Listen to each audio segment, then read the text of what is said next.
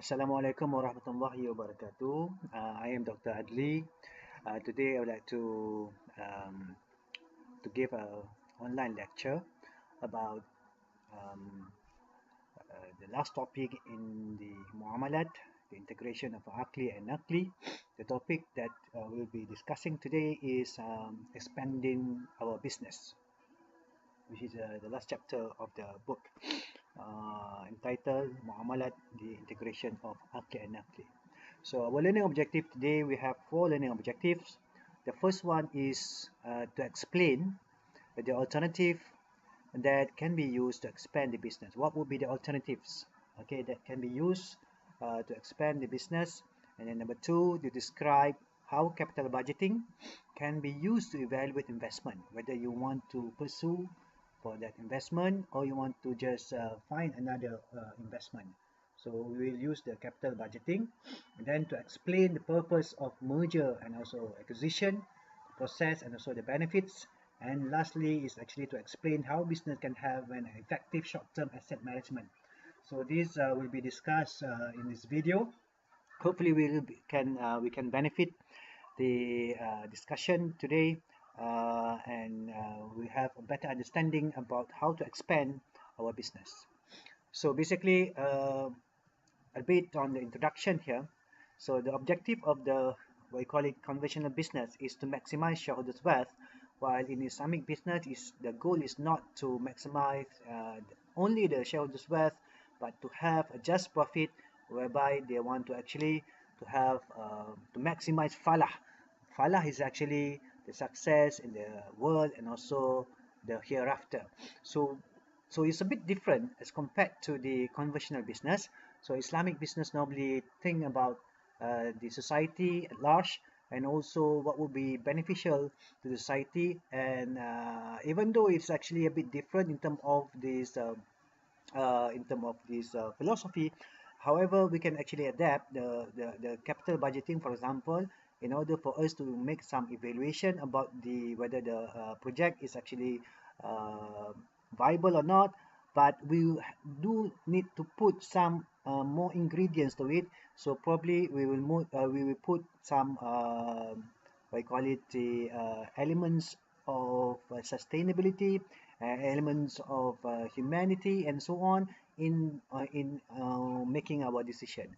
So probably we will actually, after we have made some, we call it the using the technique that being proposed by the Western world, which is the capital budgeting, we need to actually employ the maqasid sharia, or the essential of humanity, the life, for example, the preservation of life, preservation of we call it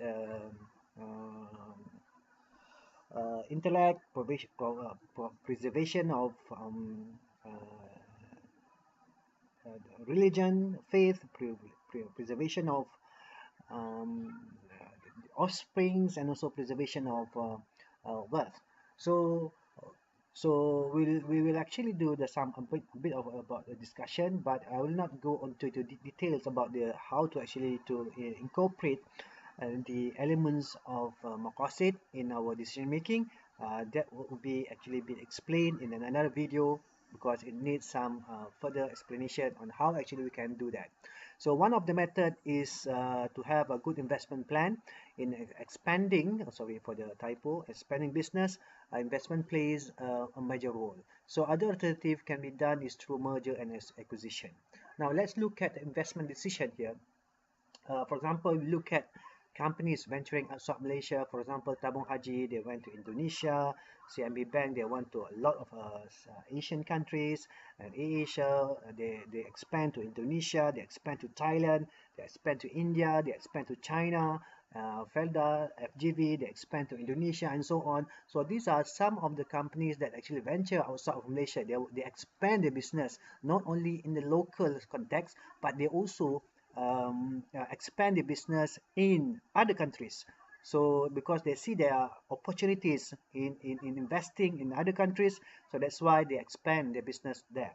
However, when you want to do that, the expansion, then you need some evaluation. whether the project or the expansion is actually worthwhile doing, and actually it can actually provide sustainability to the society and so on. All right.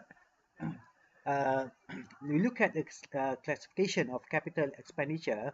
Okay, the first one is the expansion of current business. For example, Asia, Felda, Tabung Haji, they have their own business. They are doing well in their business. Okay, they want to expand the business in other countries.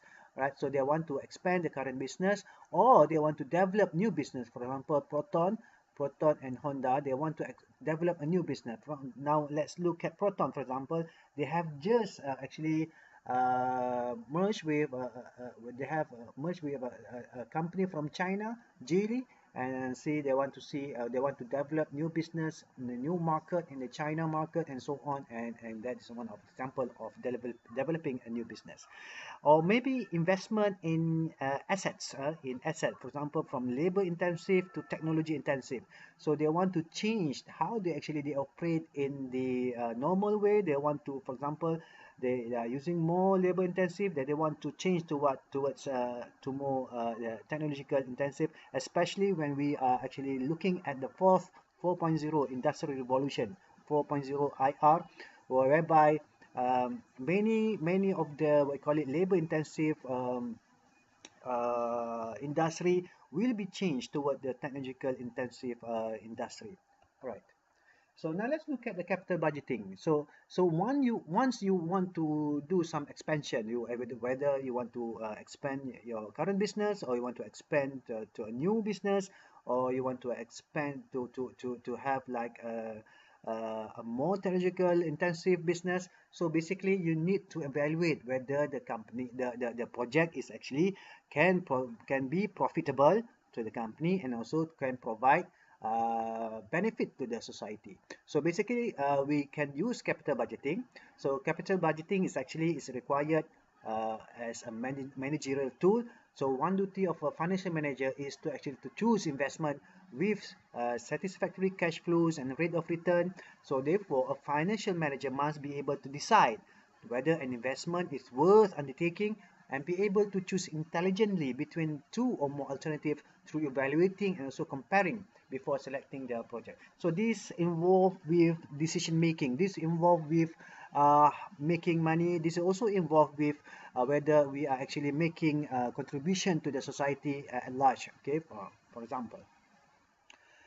So the capital budgeting task basically is actually to propose new project, okay, and estimate the cash flow of project, and determine whether project are feasible, implementing. Then we implement the feasible project, and then we have to monitor the project that were implemented. So it is not an easy task, but basically if you know, you have to and understand, basically there are many ways that we can actually evaluate whether our project is actually viable or not. So I would like to actually go to my other notes here. So I'll just show it to you. Now this is some what I call it notes from my other book entitled The Introduction to Finance. Okay, basically the book is actually related to Finance 101. Okay, in this book, okay, I have actually written about the capital budgeting. So basically in capital budgeting, all right, so I've also mentioned about the goal of what you call it finance, actually to maximize, okay, the owner's wealth. Okay, however, in Islamic finance, other factors should be also taken into consideration in order to gain falah maximization, that is the success in the world and also the success in the hereafter. So basically even though we are actually looking at falah maximization, we still can use the technique that being used in the conventional finance, so that we don't actually throw it away. So we still are using the techniques that are being proposed. Okay, right. Now, basically, a firm is exposed with two different kind of projects. So they are independent project, or they are mutually exclusive project. So basically, if they are independent, So this project do not compete with each other. This is only a single project. So if a firm accept one project, it does not mean it cannot accept another project. So a firm with unlimited fund will accept all independent project provided the project meets the firm minimum criteria. So basically, independent project, you can actually have 10 projects and you have a lot of money, you have a lot of fund, then actually you can accept all 10 independent projects as long as they actually can provide you profitability and benefits to the society. And if you are looking at mutually exclusive project, then this is actually you have to choose one project against the other project. So basically, there are two basic different kind of projects. So let's say if you have a lot of money, then you can actually go for you can actually accept all projects. But if you have a very limited amount of money or fund, then probably you have to choose one against the other. All right, now let's look at the capital budgeting technique. There are two types of capital budgeting. One is sophisticated, the other one is unsophisticated. So basically, one is actually what you call it, just a simple method. The other one actually needs some calculation, needs some what you call it,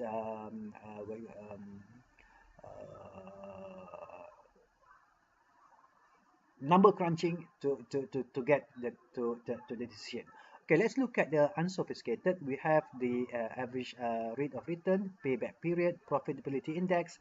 Right now, we'll concentrate on the payback period only. Okay, and then the sophisticated techniques are normally using the net present value and also the internal rate of return. Right, so that is actually the what you call it, the capital budgeting technique that we'll be covering today.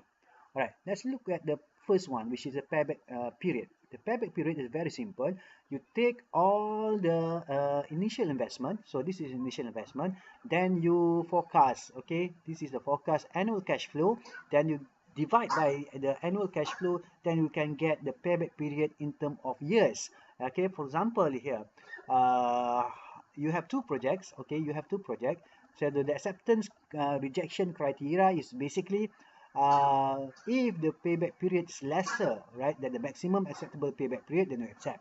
And then if the payback period is greater than the maximum acceptable payback period, then you reject. So let's say, okay, one example I'm giving here, okay, Saya company is exposed to two mutually exclusive projects, project X and Y, right? Since the company has limited funds, only one project can be accepted. The company has to decide by using the various capital budgeting technique. Okay, the cash flow related to the both project is as follow. For example, we have project X and project Y. So initial investment is the project X is 42,000 and project Y need more money, need greater, need about 3,000 more than the project Y. And the cash flow for the two projects are given also. The first project, project X, you have what I call it a fixed cash flow of 14,000 a year, okay, until the fifth year.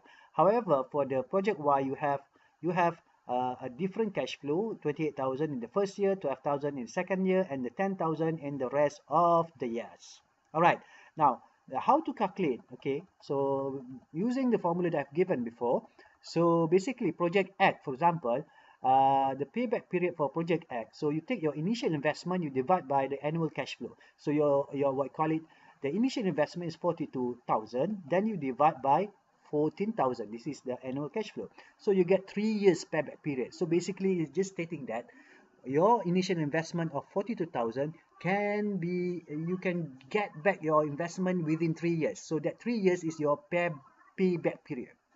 All right, and then for the second one, okay, for the second one, you have a payback period of your initial investment is 45,000. All right, then you minus with your first list, the first cash flow. All right, which is okay. All right, so how do I get these 2 years first?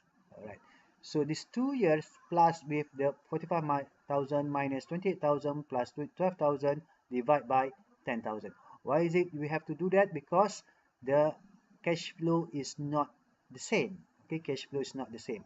So in the first 2 years, all right, so you have about what you call it, 28,000 and 12,000. So this is actually 28 plus 12 is 40,000. So in this you have to look at 2 years plus 45,000 minus 40,000. Okay, you have 5,000, then you divide by 10,000, right? You divide by 10,000, then you get 2.5 years. Okay, you get 2.5 years here. So okay, but why do you have to minus this 40,000 first? Because you only need 5,000. All right, so the first 28 you plus 12 is 40, then you only need another 5,000. So that 5,000 is you actually get from the second year plus the third year. So this is actually 2.5 years. So basically you will get your payback within 2.5 years. So based on the criteria, so project X versus project Y, project X is 3 years and project Y is 2.5 years. So therefore, if you are a finance manager, you will choose project Y because it takes a shorter period of time to recover the initial investment. All right. So this is actually how you actually calculate the payback period. So how long it will take for you to recover your initial investment. Okay. In this case of project X and Y, project Y regain faster as compared to project X. All right. So what would be the advantage of payback period? Technique is actually it considered cash flow as opposed to accounting profit. So because cash flow is very important, accounting profit you might not be having the cash because you may be selling on credit. So but this is actually taking on cash flow, and then the timing of cash flow.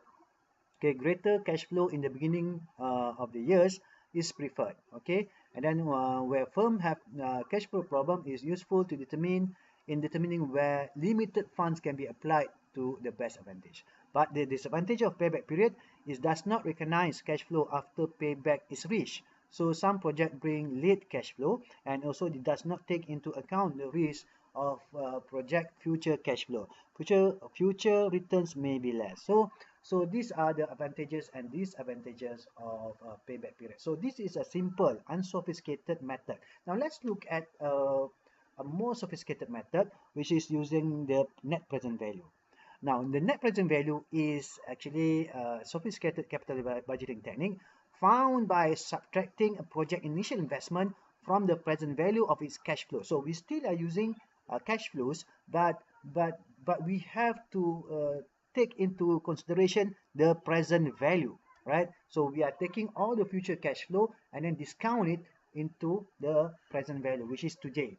Okay, so discounted at a rate equal to the firm cost of capital. Now the cost of capital, we have actually look at our cost of capital. For example, if we look at cost of capital in what I call it, I haven't actually explained about cost of capital. We are looking at whether what will be the cost of capital equity plus the weighted average of cost of capital of equity, cost of capital of debts, and also cost of capital of issuing preferred stock. So these are the cost of capital. When we get the average, then we can actually use that weighted average of cost of capital to what we call it to calculate, okay, the discounted cost of capital for the net present value. However, we will just use a hypothetical cost of capital here.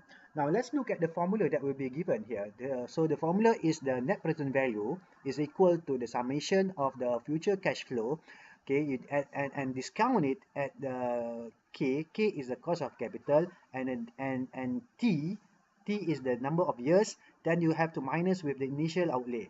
So basically net present value is summation of the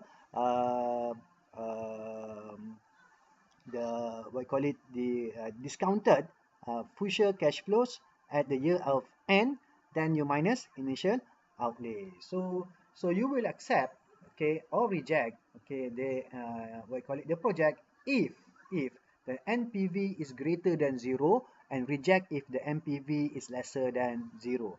So the advantages of this approach is that it takes the time value of money into consideration in addition to dealing with the cash flow. So with reference to the example just now, with Saya company example, assume that the cost of capital is 10%. So we use an hypothetical cost of capital of 10%.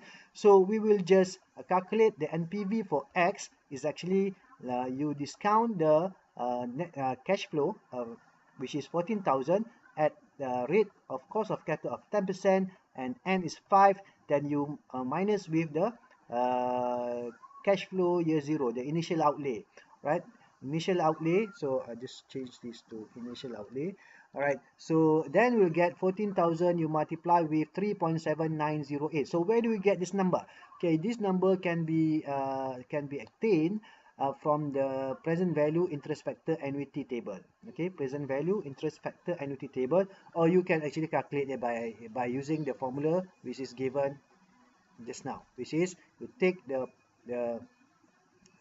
what you call it, the future cash flow, and then you discount it one by one, then you sum it together. So for example, 14,000 divided by 1 plus 0 1, power of 1, then power of 2 3 4 5, and then you sum it together, then you'll get the same result of the what you call it, the one that we are using, the present value interest factor annuity. So using the table, okay, all right, so you'll get that. Okay, and then for the second one, okay, project Y, then this is actually a bit different because the cash flow is not what you call it, the same. Okay, so for example, the first year is actually 28,000, second year is 12,000, and the third year until the fifth year is actually 10,000. So what you can do here is that you can actually discount it by one by one. So it's actually the same as above, right? So you take 28,000 multiply by the present value interest factor 10%,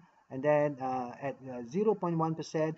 So this is actually discounting it to present year, and then you discount it all for the cash, the 5-year cash flow. So then you can get this we call it, this is the PVIF, the present value interest factor. Then you get what I call it, the total, okay, discounted cash flows, okay, minus with the initial investment, you get what I call it 10,923, as compared to the previous one we have 11,071.20. So if you are comparing this project, so and then it's actually mutually exclusive, so you have to choose one. So basically NPV are both greater than 0, so the company will take the project with the highest NPV. So in this case they will take project X. So we'll take the project X because project X has higher NPV of, okay, 10,900 and sorry 11,000, okay, 11,071, which is greater than 10,922 by what you call it, for project Y. So that is actually how simple how to calculate the net present value of project investment. Now let's look at the third one, which is the internal rate of return. Okay, the internal rate of return, the formula is actually almost the same, except that here the you are looking at what I call it, the initial investment as your the side, okay, the left hand side, and then you look at the cash flow, right, at the other side of the equation. So you discount your cash flow, but you discount your cash flow, you want to find the internal rate of return, and then this internal rate of return must be okay, must be, right, greater than the required rate of return. So if your IRR is greater than your required rate of return, then you accept. If the IRR is lesser than required of return, then you will reject the project. So the required rate of return is often taken to be the firm cost of capital. Let's say we use a hypothetical cost of capital of 10%. So if the IRR is greater than 10%, we accept. If the IRR is lesser than 10%, then you will reject. Okay, so we use the same example. Okay, we'll use Saya company example again. So we have the how to calculate the IRR? Okay, so basically you take the 42,000, the initial outlay, then you equate it with the future cash flow of the present value with respect to annuity. But we want to know what would be the internal rate of return here, IRR here. So basically we don't know, right? So we don't know. So basically how you get that? Okay, so this is actually you can transfer it to the left hand side. So basically you can have 42,000 divided by 14,000, then you get your PVFA IRR at 5 years. So 3,000, then you have to refer to the table,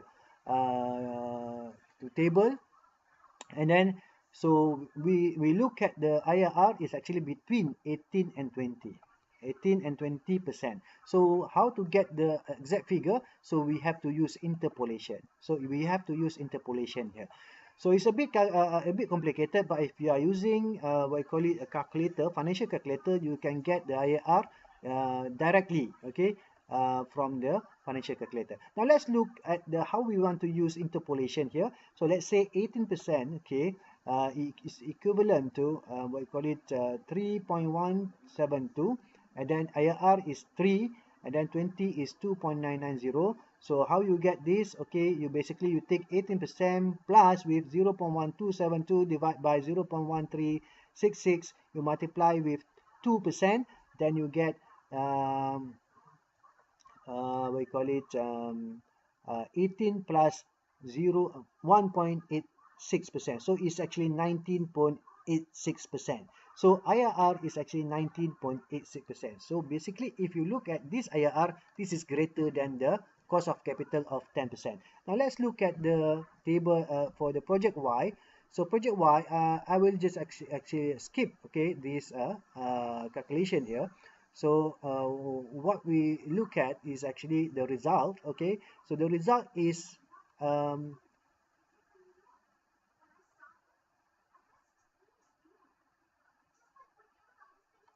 21.71%.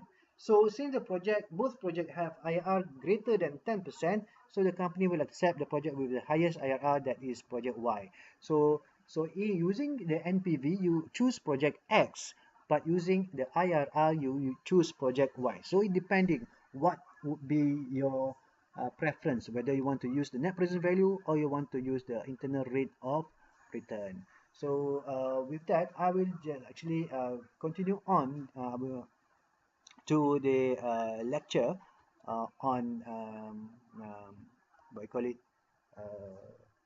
capital budgeting task. So after we have actually determined okay which project that we want to choose, then we have to implement the project. Then we have to monitor the project that were implemented. All right, now let's look at the short-term investment decision. Now, this is also important for a financial manager to actually manage the short-term, what you call it, investment decision. Normally, it's actually below than 1 year, okay? So basically, short-term assets, okay, we can look at cash, short-term securities, account receivable, inventory. So let's look at cash flows. So you need to have, what you call it, sufficient cash flows, positive cash flows. Okay, if you have too much positive cash flows, then that positive cash flow must be invested in short-term securities. All right, you don't want your cash to be idle without providing you any return. So if you have what you call it a positive cash flow, then you have to invest it to what you call it in short-term securities. However, if you have a negative cash flow, which is deficit cash flow, then you have to finance that negative cash flows from getting, I will call it, funds from short-term loans. Okay, short-term loans, for example, from here. All right. So how do you want to know whether you have a surplus or negative cash flow? Then you have to have your, you have to, we call it, to refer to your the statement of cash flow, and then you forecast in the future what would be the whether we have like a positive or a surplus cash flow or a negative cash flow. If we have a lot of surplus, then we have to invest it in short-term securities, and if we have a deficit cash flow, then we have to finance that deficit. All right, and then we look at the account receivable. This is actually how much is actually you are having you are selling on credit to your customers. You don't want to have a very high account receivable, because if you have a very high account receivable, then it might be risky for you, because it can become what you call it, bad debts. Okay, so you need to also monitor the account receivable, so that it will not actually affect your business operation. Right, and then you will also have to look at your inventory. So you don't want to keep a lot of inventory in your factory or your business, because holding inventory will involve cost, the carrying cost of inventory. You need to have a factory for you to actually a warehouse for you to keep all the inventory. So this is also need to be managed. So in term of the short-term investment decision, these are all the things that you need to consider. Okay, all right. Now let's look at the investment strategy. Okay, look at liquidity management, inventory management, and also account receivable management. I've mentioned before. So these are the three investment strategy for short-term investment. All right, now let's look at the last one, which is the merger and other form of restructuring. For example, you look at example here, immediate growth, TM Touch and the Telecom Malaysia with Celcom, all right, they merge, and then economy of scale, TM Touch and Celcom, Media Prima, and so on. And then managerial benefit, okay, the Bank of Commerce with Bank Bumi Putra Malaysia Berhad, then BCB, okay, merge with CIMB, become CIMB Bank, acquire, then acquire Southern Bank, and also and so on. So it actually brings some tax benefit, and so you are becoming more bigger, and then when you actually merge with another company. All right, so how do you want to analyze merger? So basically you identify potential merger prospect, then evaluate potential merger prospect, and then make merger decision. So it's actually like marrying someone, right? So you identify, okay, potential candidate, and then you evaluate whether you are suitable or not, then you make the marriage proposal.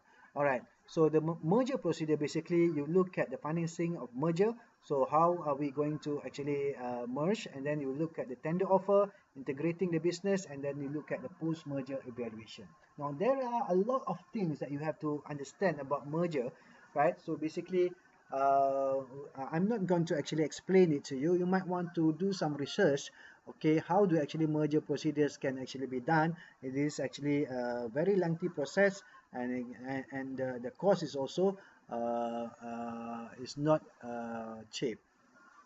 All right, so with that, we have covered on the chapter 18 on the business expansion. So I hope that we will benefit.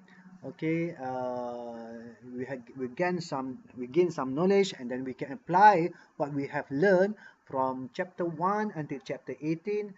So if you have any question, please do not hesitate to email me at nuradli@aliasusim.edu.my, or you can just send me a WhatsApp at 0111478542. With that, I thank you. Assalamualaikum warahmatullahi wabarakatuh.